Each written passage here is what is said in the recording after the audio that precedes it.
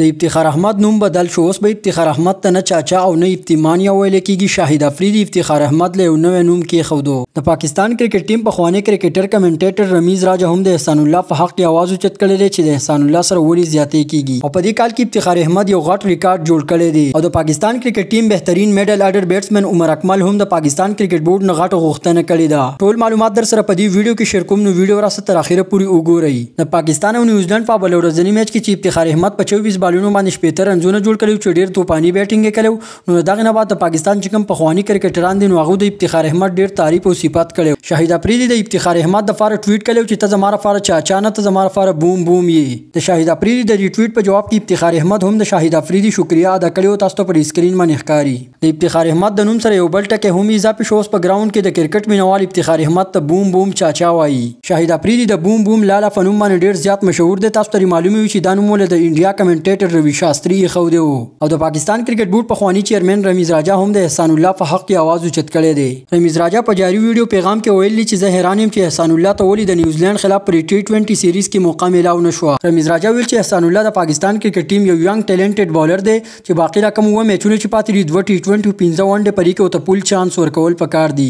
رمیز راجا مزید ویل چې احسان الله د پاکستان او افغانستان سیریز کې ډیر ښه بولینګ کړو. احسان الله ته پول چانس ورکول پکار دی چې احسان الله هم تجربه وشي. افتخار احمد په ټي20 کرکټ کې یعنی شلوریزو لوبو کې یو غټ ریکارډ جوړ کړی دی. افتخار احمد سکل په ټي20 کرکټ کې د دنیا واحد یو داسې بیټسمن نه چې زیاتې چکی وهلې دي. افتخار احمد سکل په 24 ټي20 اننګز کې په مجموعي تور پر باندې 40 چکی وهلې دي. د افتخار احمد د مخکې د ساوث افریقي بیټسمن رایل رسو په 10 ټي20 اننګز کې 37 چکی وهلې وي. عمر اکمل له پاکستان کرکټ بورډ او خاص کر د سلیکشن کمیټې نه غوښتنه کړې چې ماته یو پیر په پاکستان کرکټ ټیم کې موقع راکړي زبر کارکردګي خیم. عمر اکمل ویلي چې په اوس وخت کې د پاکستان کرکټ ټیم سره زمانه بل خم میډل آرډر بیټسمن نشته باید چې مال موقع راکړي. نو تاسو وایي چې عمر اکمل ته چانس ورکول فکر دی او کنه. او څنګه چې تاسو پته د اختر ورځ شپې نو پاکستان کرکټ بورډ پی سی بی هم د پاکستان لوبغاړو ته د اختر چټیانی ورکړي دي. پاکستان کرکټ بورډ پی سی بی لوبغاړو ته د 21 تاریخ نه واله تر 23 تاریخ پورې د اختر چټیانی ورکړي دي چې پرې کې پاکستان کرکټ ټیم نه میچ کوي او نو پریکټیس کوي. که په پښتو ژبه کې مودا سه نور د کرکټ معلومات خوښیږي نو زموږ یوټیوب چینل او پیج فالو کړئ. کله ویډیو مو خوښ شوی نو ویډیو ضروري د نور خلکو سره شیر کړئ.